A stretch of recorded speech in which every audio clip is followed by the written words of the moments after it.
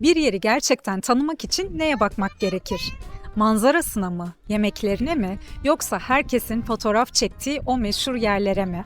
Belki de hiçbirine. Çünkü bir yer kendini ilk bakışta ele vermez. Bazen bir şehrin en büyük hikayesi bir kapı tokmağında, bir taş duvarda, yüzyıllardır yaşayan bir zeytin ağacında ya da insanlar tarafından anlatılmaya devam eden efsanelerde saklıdır.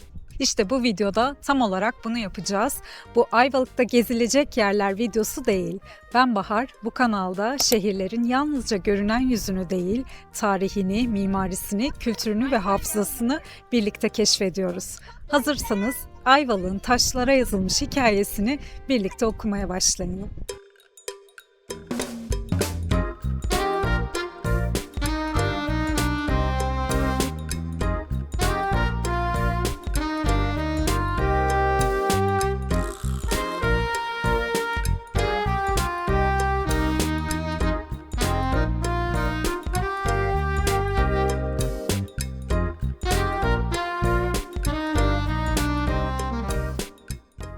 Bir şehri anlamaya çalışırken sorulması gereken ilk soru aslında çok basit. Neden burada? Çünkü dünyadaki hiçbir yerleşim tesadüfen kurulmadı. İnsanlar önce manzaraya değil, hayatta kalmaya baktılar.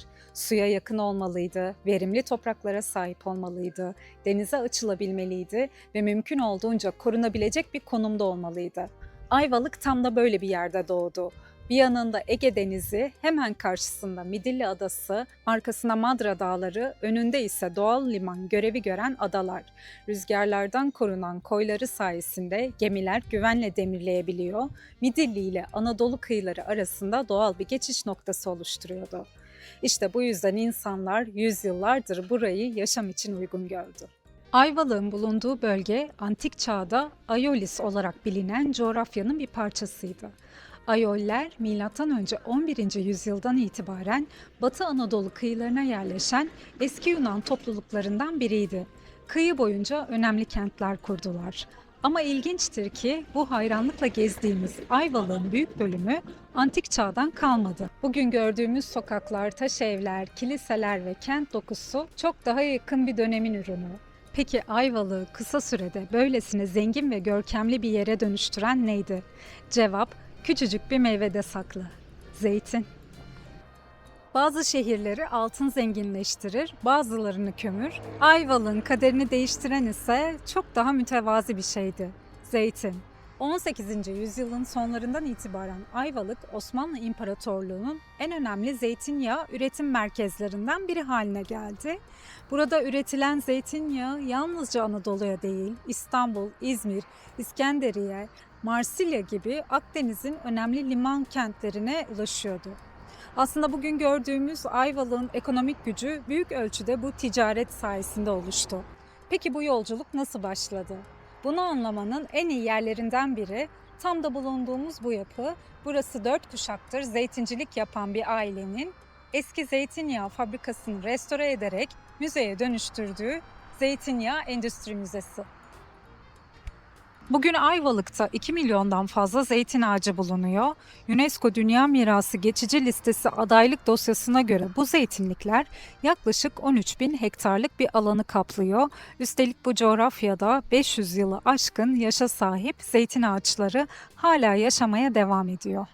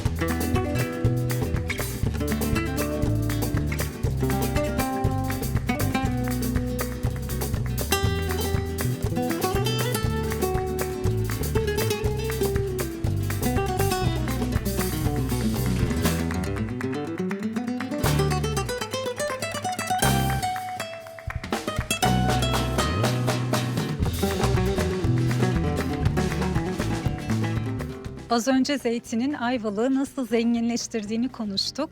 Peki bu zenginlik şehri nasıl değiştirdi? Aslında cevabı tam karşımızda duruyor.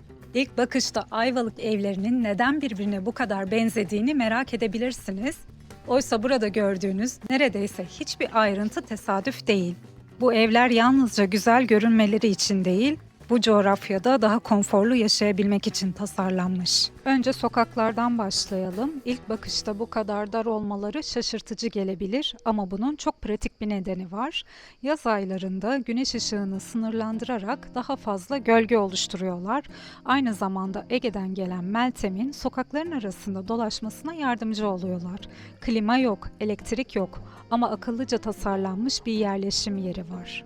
Bir diğer dikkat çekici ayrıntı ise evlerin rengi.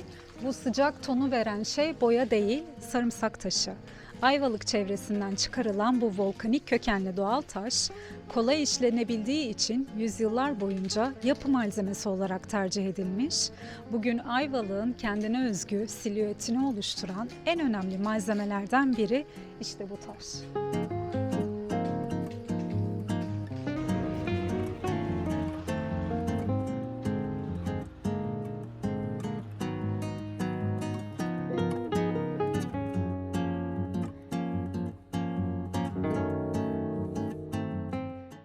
1919 Osmanlı İmparatorluğu artık Birinci Dünya Savaşı'ndan yenik çıkmıştı.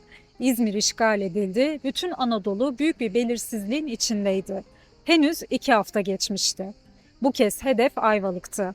29 Mayıs 1919 sabahı Yunan birlikleri Ayvalık kıyılarına yaklaşırken burada görev yapan 172. Alay Komutanı Yarbay Ali Çetinkaya geri çekilmek yerine direnme kararı aldı. O gün başlayan çatışmalar tarihçiler tarafından milli mücadelenin düzenli ordu tarafından gerçekleştirilen ilk örgütlü silahlı direnişlerinden biri olarak kabul ediliyor.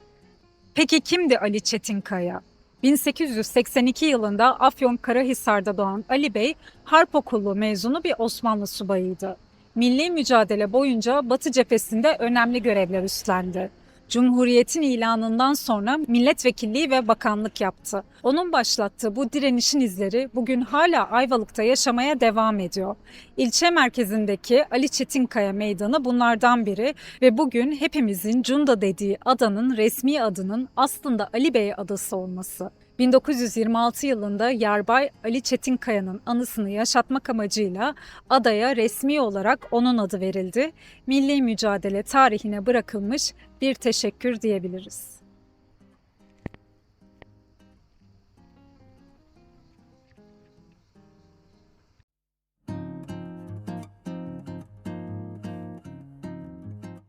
Savaş bittikten sonra bu kez burada yaşayan insanlar değişti. 1923 yılında imzalanan Türk-Yunan Nüfus Mübadelesi Sözleşmesi ile Ayvalık'ta yüzyıllardır yaşayan Rum Ortodoks nüfus Yunanistan'a gönderildi.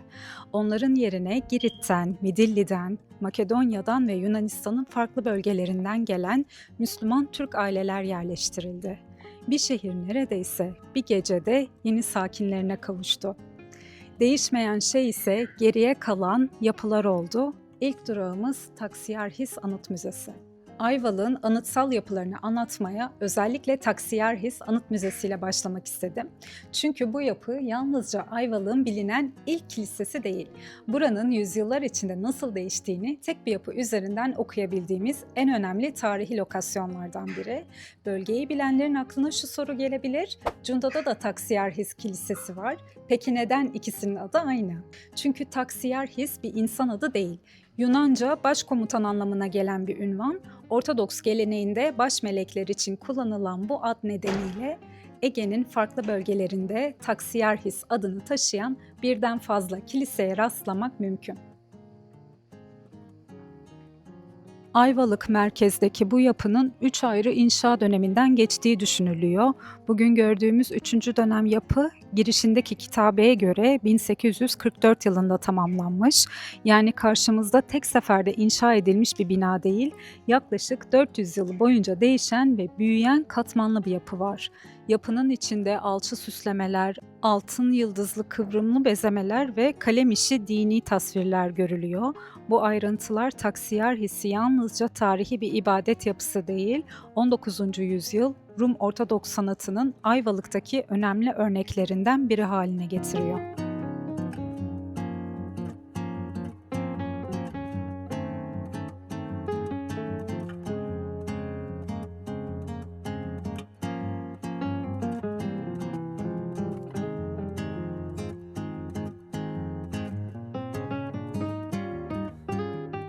Mübadeleden sonra yapı işlevini kaybetti.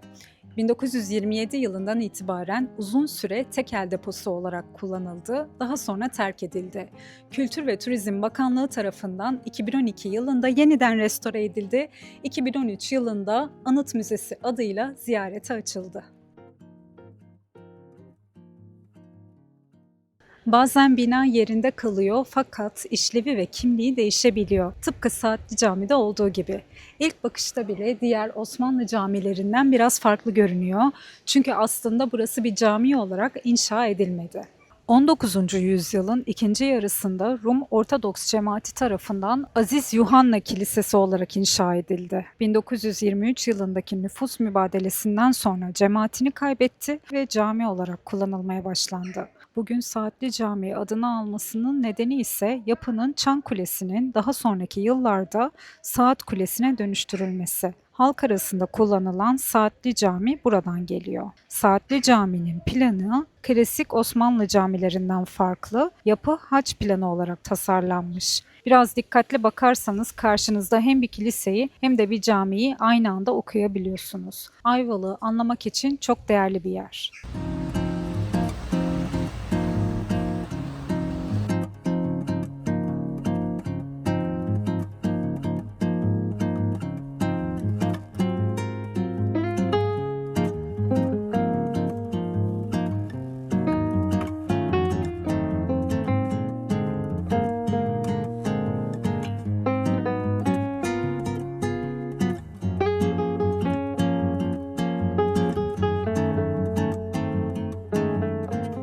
Belki de Ayvalık'a veda etmek için bundan daha iyi bir yer seçilmezdi. Çünkü buradan baktığınızda bu videoda konuştuğumuz her şeye aynı anda görebiliyorsunuz. Zeytinlikler, taş evler, kiliseler, camiler, adalar, Ege Denizi, burası Şeytan Sofrası. Bugün Ayvalık'ın en çok ziyaret edilen noktalarından biri. Buraya gelen hemen herkes aynı hikayeyi duyuyor. Kayaların üzerinde gördüğümüz bu izin şeytanın ayak izi olduğuna inanılmış. Jeologlara göre durum farklı. Bu oluşum tamamen doğal. Milyonlarca yıl önce meydana gelen volkanik hareketler, kayaların çatlaması, rüzgar, yağmur ve zaman. Bugün gördüğümüz şekil doğanın milyonlarca yılda oluşturduğu bir jeolojik oluşum. Yani bilim bize bir şey anlatıyor, efsane ise başka bir şey. Dünyanın neresine giderseniz gidin, her eski şehrin mutlaka bir efsanesi vardır ve biz bu efsaneleri dinlemeyi seviyoruz. Eğer bu yolculuktan keyif aldıysanız kanala abone olmayı ve destek için yorum bırakmayı unutmayın. Bir sonraki videoda yepyeni keşiflerle devam edeceğiz.